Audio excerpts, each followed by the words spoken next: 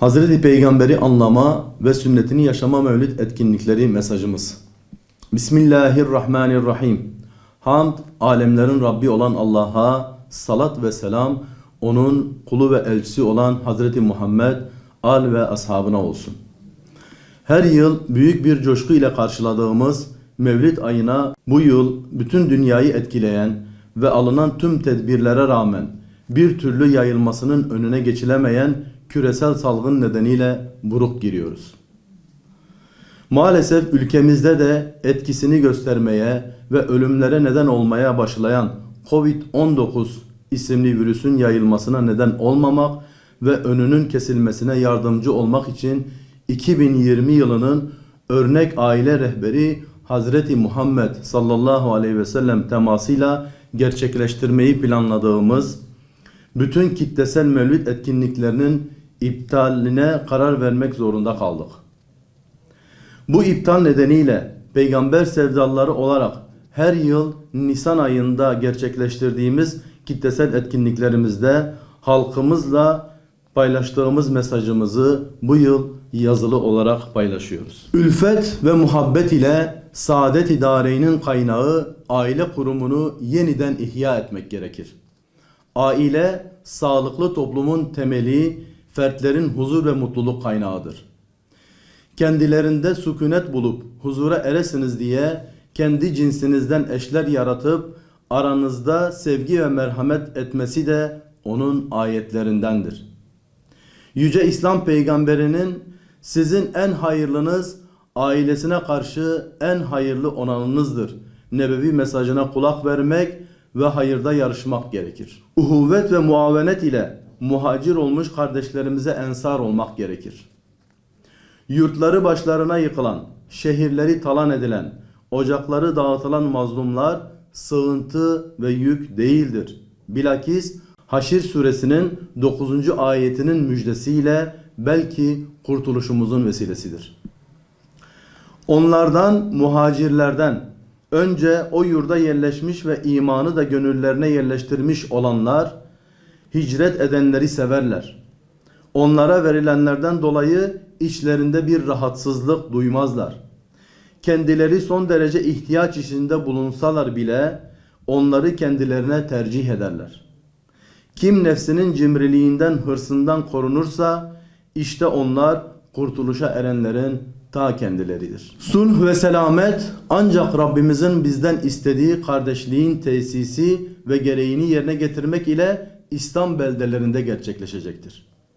Müminler ancak kardeştirler. Öyleyse kardeşlerinizin arasını düzeltin. Allah'a karşı gelmekten sakının ki size merhamet edilsin. Müslüman, Müslümanın kardeşidir. Ona zulmetmez. Onu tehlikede yalnız bırakmaz. Kim kardeşinin ihtiyacını görürse Allah da onun ihtiyacını görür. Kim bir Müslümanı bir sıkıntıdan kurtarırsa Allah da o sebeple onu kıyamet gününün sıkıntısından kurtarır. Kim bir Müslümanı örterse Allah da onu kıyamet günü örter. Hiçbir anlaşma, bireysel maslahat, uluslararası ilişkiler, zalimleri ve İslam düşmanlarını Müslüman kardeşlerine tercih etme hakkını bizlere vermez. Tüm dünyanın güvenli bir barış yurdu olması ancak İslam'ın başta İslam ülkeleri olmak üzere dünyaya hakim olması ile mümkündür. Marifet ve hikmet, kelamullahı rehber, sünnet-i seniyyeyi yol edinmektir. Kur'an ne yapmamız gerektiğini, hadisler de nasıl yapacağımızı gösterir. De ki, eğer Allah'ı seviyorsanız bana uyun. Allah da sizi sevsin ve günahlarınızı bağışlasın. Size 2 emanet bırakıyorum. Onlara sarıldığınız müddetçe dalalete düşmezsiniz.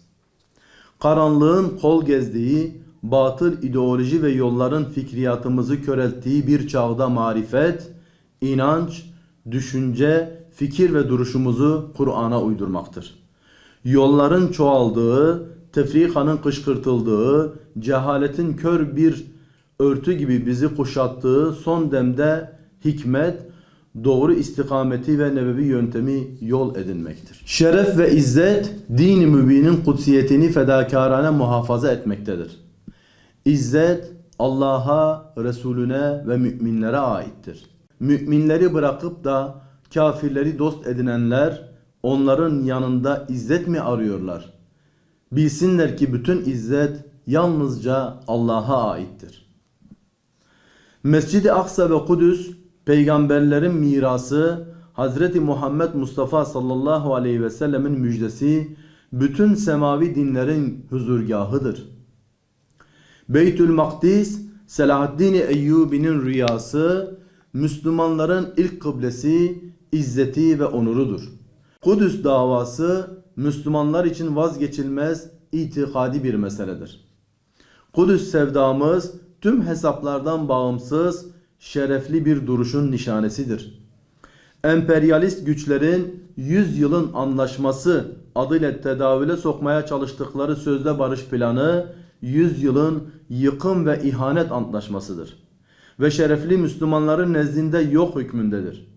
Allah Celle Celaluhu tarafından mübarek kılınan Beytül Makdis'i kurtarmak her Müslümanın vefa borcudur. Müslümanlar olarak Kudüs'ün kurtuluşu uğruna ödenecek her bedele hazır olduğumuzu ilan ediyoruz. Zenginlik ve servet halkın arasında adalet ve hakkaniyetle dağıtılmalıdır. Ülkenin gelir ve zenginlikleri tüm fertlerin ortak hakkıdır. Elit zümrelerin zenginliklerini arttırdıkları, öte taraftan mazlumların kuru ekmeğe muhtaç bırakıldıkları toplumların sulh içinde birlikteliklerini devam ettirmesi mümkün değildir. Yiyiniz, içiniz fakat israf etmeyiniz. Çünkü Allah israf edenleri sevmez. İlahi fermanı adil ekonomik sistemin can damarıdır. Her maaş ve ücretin zaruri ve asgari ihtiyaçlarını karşılamasına yetecek miktarda olmalıdır. İnanıyoruz ki Hazreti Ali'nin radıyallahu anh buyurduğu gibi dünyanın herhangi bir yerinde bir lokma ekmeğe muhtaç biri varsa mutlaka başka bir köşesinde ihtiyacından fazla tüketen ve stoklayan birileri vardır. Beşeri sistemlerin vaat ettikleri hürriyet, refah ve eşitlik gelmedi. Fakirleri daha fakirleşti. İnsanlar artık kendi memleketlerinde bile hürriyetten mahrum kaldı. Eşitlik ise onların memleketlerinde bile yok. Hırsızlık ve gaspın akla gelmedik yöntemlerini keşfedip talanlarını arttırdılar. Öyleyse bütün dünyaya dayattıkları mevcut iktisadi sistem terk edilmeli.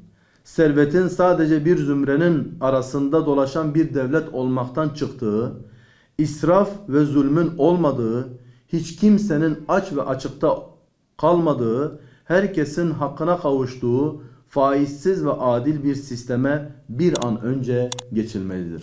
Peygamber Sevdalıları Vakfı.